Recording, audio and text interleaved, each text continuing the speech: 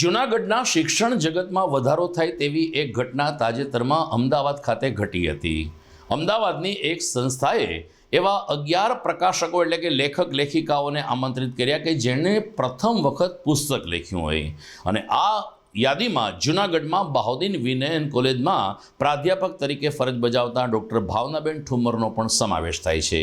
Doctor ભાવનાબેને પોતાની કારકિર્દી દરમિયાન HIV ગ્રસ્ત વ્યક્તિને મનોવિજ્ઞાન વિષય ઉપર એક પુસ્તક પ્રદર્શિત કર્યું છે, જેનું પ્રકાશન તાજેતરમાં અમદાવાદ ખાતે કરવામાં આવ્યું હતું. જૂનાગઢને ગૌરવ થાય તેવી બીજી ઘટના આ ઘટનામાં એ હતી કે જૂનાગઢની કુમારી રાધા મહેતા આ કાર્યક્રમમાં વક્તવ્ય આપવા માટે આવી પહોંચી હતી.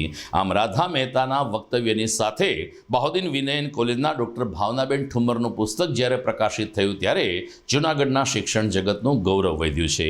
અમારા ન્યૂઝ રૂમમાં મીરાબેન વૈષ્ણવે ડૉક્ટર ભાવનાબેન ઠુમ્મરની મુલાકાત લીધી છે. પ્રસ્તુત છે તેના કેટલાક અંશો.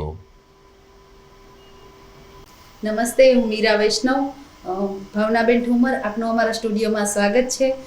આજે આપણી સાથે જોડાયેલા છે બહાઉદ્દીન આર્ટ્સ કોલેજના પ્રોફેસર ભાવનાબેન ઠુમ્મર, જેઓ મનોવિજ્ઞાન વિષયમાં પ્રોફેસર છે અને એમનું પ્રથમ પુસ્તક એ જે ખૂબ આગળ વધેલું છે અને એમને એના પ્રત્યે એવોર્ડ મળેલો છે. તો આવો જાણીએ એમના મુખેથી એમના વિશેની વાતો. તમારું કારકિર્દીનું ઘડતર છે એ કઈ રીતે થયેલું છે? પહેલાં તો તમારો ખૂબ ખૂબ આભાર. 2001માં હું હેલ્થમાં કામ કરતી હતી. 10 વર્ષ મેં ત્યાં કામ કર્યું અને ત્યાર પછી હું એજ્યુકેશન ફિલ્ડમાં આવી. બંને અનુભવ મારી પાસે બહુ સારા છે, પણ જે હેલ્થમાં જે હું કામ કરતી હતી એઝ એ કાઉન્સેલર તરીકે, ત્યાં HIV એઇડ્સના જે પેશન્ટ હતા, દર્દીઓ હતા, તો એ લોકોને મારે માનસિક સપોર્ટ આપી અને એમના જે નકારાત્મક વિચારો છે એમાંથી એમને હકારાત્મક અભિગમ તરફ વાળવાનું એ મારું કામ હતું. તો વ્યક્તિને આમ તો એવું કહેવાય કે ભાઈ મોતના મુખમાંથી બચાવવાનું એક સરસ મજાનું કાર્ય હું કરતી હતી. શૈક્ષણિક જે ફિલ્ડ છે એમાં વ્યક્તિને ધ્યેય સુધી પહોંચાડવાનું કામ કરું છું, એટલે બંને સારા છે. પણ પહેલામાં જે વ્યક્તિ છે એમને સરસ રીતે, કારણ કે કોઈ વ્યક્તિને તમારા શબ્દોથી તમે જીવાડી શકો છો, એટલે એમને જોઈ અને તમને ખૂબ ખૂબ આનંદ થાય. એટલે એ રીતે મને બહુ સારો અનુભવ હેલ્થના સેક્ટરનો રહ્યો છે. તમારો આ પુસ્તક લખવા પાછળનો ધ્યેય શું છે? ખાસ કરીને તો ધ્યેય એ છે કે ભાઈ આ પુસ્તક છે એ HIV એઇડ્સ ગ્રસ્ત જે વ્યક્તિઓ છે, તો HIV કઈ રીતે લાગે છે, કઈ રીતે નથી લાગતો. આપણા સમાજમાં ઘણા બધા લોકો એવા છે, મોટાભાગના, કે જેમને આરોગ્ય વિશે, એમાં ખાસ કરીને HIVનું નામ સાંભળે તો એમને ખબર જ નથી હોતી કે ભાઈ શું છે. નામ આવતા જે ડરી જાય છે, એમનાથી દૂર જાય છે. ઘરમાં હોય તો એમના સાથે ભેદભાવ કરવામાં આવે. હું જ્યારે ફિલ્ડમાં હતી ત્યારે એવા કેટલાય કેસો હતા કે ભાઈ એમને ગામની બહાર પણ કાઢી મૂકવામાં આવતા. તો આ પુસ્તકનો મુખ્ય ધ્યેય એ હતો કે ભાઈ આમ જનતા, સમાજના લોકો એમને વાંચે, વિદ્યાર્થી વાંચે. તો કોઈ પણ વ્યક્તિ વાંચશે તો કમસે કમ એને એટલું તો થશે જ કે ભાઈ ખરેખર સાથે રહેવાથી, ખાવાથી, પીવાથી કોઈ રીતે HIV લાગતો નથી. ઉલટાનું એને ખાલી મેન્ટલી સપોર્ટ આપણે આપવાની જરૂર છે, સામાજિક સપોર્ટ આપવાની જરૂર છે. એ મુખ્ય ધ્યેય હતું. લોકોને ઘણો બધો ફાયદો થશે આમનાથી. તમારું પુસ્તક કઈ સંસ્થામાં પસંદગી પામેલું છે? ગુજરાતમાં આપણે અમદાવાદમાં કર્મા ફાઉન્ડેશન છે. તો થોડાક દિવસ પહેલાં એમની જાહેરાત હતી કે આવી રીતે લેખિકાઓ જે 11 છે એમને પ્રોત્સાહિત કરવામાં આવશે. તો મેં પણ આ પુસ્તક માટે એપ્લાય કર્યું કે અમારું જે પુસ્તક છે 11માંથી 4થા ક્રમે પસંદ પામ્યું. ખૂબ સરસ, અભિનંદન.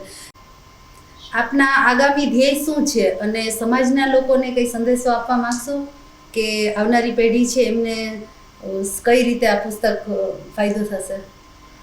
આગામી ધ્યેય તો એવું છે કે થોડુંક સંશોધન કરવા, આમ તો સંશોધન કરું જ છું, પણ એનાથી એક સ્ટેપ આગળ, કે આજની જે યુવા પેઢી છે તો વ્યસનથી તો ભરપૂર છે, આપણને બધાને જ ખબર છે, પણ એમાંનું એક વ્યસન એવું છે કે એમાંથી કોઈ પણ યુવાન, તરુણ છે એ બાકાત નથી.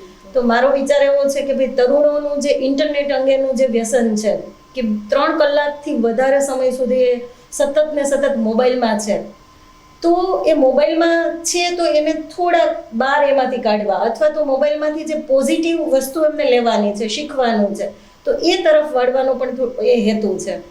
અને થોડોક સંદેશો મારે એ પણ આપવાનો છે કે ભાઈ ઘણી બધી વખત આપણે શોર્ટકટ વાપરતા હોઈએ છીએ સફળતા માટે. તો સફળતા માટે શોર્ટકટ નહીં, પણ ગીતામાં કીધું છે એ પ્રમાણે કે કરેલું ક્યારેય ફોગટ જતું નથી. એટલે તમે પ્રયત્ન કરતા જશો ધીમે ધીમે ધીમે, તો એ રીતે ક્યાંક ને ક્યાંક ભલે ફળની આશા નથી રાખવાની. આ બુક મેં લખી ત્યારે મને કોઈ એવો આશય નહોતો કે ભાઈ મને આ બુક માટે એવોર્ડ મળશે કે સન્માન કરવામાં આવશે. એટલે ફળની આશા વગર જો તમે પ્રામાણિકતાથી કોઈ પણ કાર્ય કરો તો ક્યારેય એવું નથી બનતું કે તમે ન સફળતા મળે. બીજી વસ્તુ કે આપણને બધાને જ ખબર છે કે આપણું જીવન છે એ ફૂલોની સહેજ નથી, કાંટાઓથી ભરેલો તાજ છે. ડગલે ને પગલે મુશ્કેલીઓ આવે છે, યાતનાઓ આવે છે, પણ એ મુશ્કેલી, એ સંઘર્ષમાંથી બહાર કેવી રીતે આવવું, હકારાત્મક અભિગમ કેમ કેળવવો, સમસ્યા છે તો એનાથી ડરવાની જગ્યાએ થોડુંક આગળ વધી એનો સામનો કેવી રીતે કરવો, જો એ વ્યક્તિ શીખી જાય તો મને નથી લાગતું કે વ્યક્તિ કાંઈ ન કરી શકે. એટલે ધારે એ વ્યક્તિ કરી શકે છે. ખૂબ સરસ ભાવનાબેન. આપણી સાથે ભાવનાબેન છે, એમણે HIV અને એડ્સ ગ્રસ્ત વ્યક્તિને સમજતું મનોવિજ્ઞાન આવું સરસ પ્રથમ પુસ્તક લખેલું છે. અને દરેક લોકોને વિનંતી છે કે તમે પુસ્તક એક ખરેખર એક મિત્ર છે. પુસ્તકને જેટલું તમે વાંચશો, જેટલી વાર વાંચશો, એટલી વાર અલગ અલગ કંઈક હેતુ આપે છે. તો આવું સરસ એમણે પુસ્તક લખેલું છે અને સમાજના લોકોને પણ સરસ સંદેશો આપે છે કે તમે જો પુસ્તક વાંચશો તો ખરેખર અત્યારના જે ઇન્ટરનેટના જમાનામાં તમે મોબાઈલનો સારા પણ ઉપયોગ છે, દુરુપયોગ છે, તો એમાંથી એ કોઈ બચી નથી શકતું. તો એમાંથી તમારો બચવાનો એક પુસ્તકને વાંચનનો એક સારો રસ્તો છે. Thank you so much Bhavnaben. Welcome.